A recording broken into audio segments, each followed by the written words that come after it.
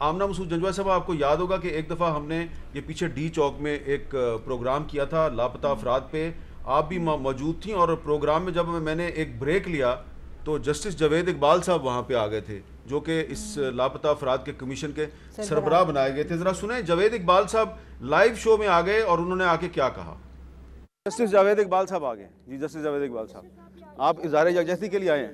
نہیں، اظہار یکجہتی کے علاوہ یہ جو مسنگ پرسن کا کمیشن ہے جی، اس کا میں چونکہ پریزیڈنٹ بھی ہوں تو میں نے یہ اپنا فرض سمجھا کہ میں آؤں اور کچھ ایسے حقائق ہیں جو میں بھی آپ کو بتاؤں.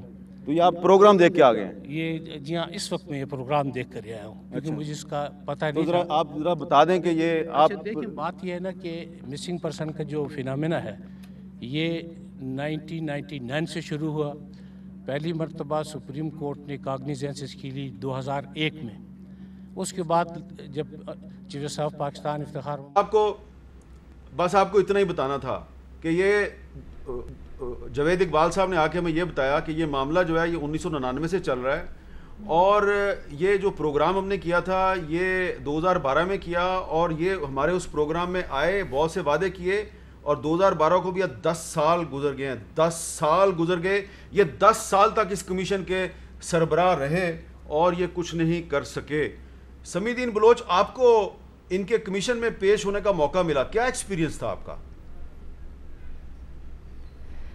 جی، سب سے پہلے پیر صاحب آپ کا تہ دل سے شکریہ، اور آپ کی جرأت اور بہادری کو سلام پیش کرتی ہوں، کیونکہ مجھے یاد ہے 2014 میں جب ہم آخری بار آپ کے اسٹوڈیو سے ہمارا انٹرویو ہوا تھا، اور ان کے جو ہے پھر کچھ مہینے بعد آپ پر حملہ ہوا تھا، اور اس کے باوجود میرے خیال میں کوئی اور صحافی ہوتا تو شاید وہ آج ہمیں اس اسٹیج پر نہیں بلاتا. چھوڑیں، آپ یہ بتائیں کہ جاوید اقبال صاحب کا ایکسپیرینس کیسا رہا آپ کا؟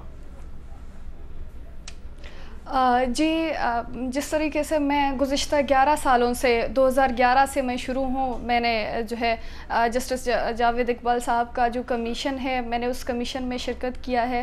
2011 سے جو رپورٹ ان کے پاس ہے میرے والد صاحب کے حوالے سے، ابھی بھی وہ رپورٹ وہی ہے جس میں ایک پیج آگے بھی نہیں بڑھ چکی ہے، جس میں کوئی پروگریس نہیں آئی ہے.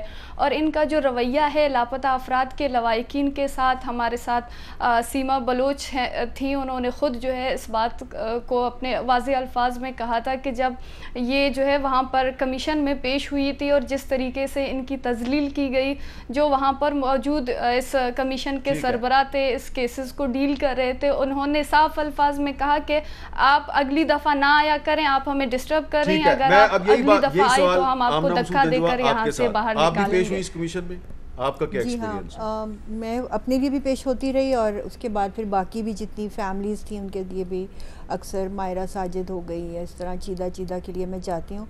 تو میرا ایک جو فیملی ہے، ایک مطلب بہت پٹھان عورت ہے اور بہت خوبصورت بھی ہے، تو اس کا مطلب بہت زیادہ وہ ایک دن میرے آفس میں آ کے روئی، اور اس نے کہا کہ میں آئندہ کبھی کمیشن میں نہیں جاؤں گی، کیونکہ مجھے یہ کہا جا رہا ہے وہاں پر کہ تم اتنی خوبصورت ہو، تمہیں شوہر کی کیا ضرورت ہے. تو مطلب اب کس نے کہا؟ یہ جسٹس جاوید اقبال نے اس سے کہا. تو آپ سوچ رہے ہیں کہ یہ کمیشن کیا انصاف دے گا یہاں پہ ایک بوڑھی عورت کو. اس ایشو پہ مزید بات ہی نہیں کرتے، اس کا مطلب ہے یہ کمیشن جو ہے یہ یوز لیس ہے. یہ بالکل یوز لیس ہے، اور یہ 12واں سال ہے اس کا. میں آپ کو صرف یہ ان کے سٹارٹس جو پہلے کمیشن کے دکھانا چاہتی ہوں.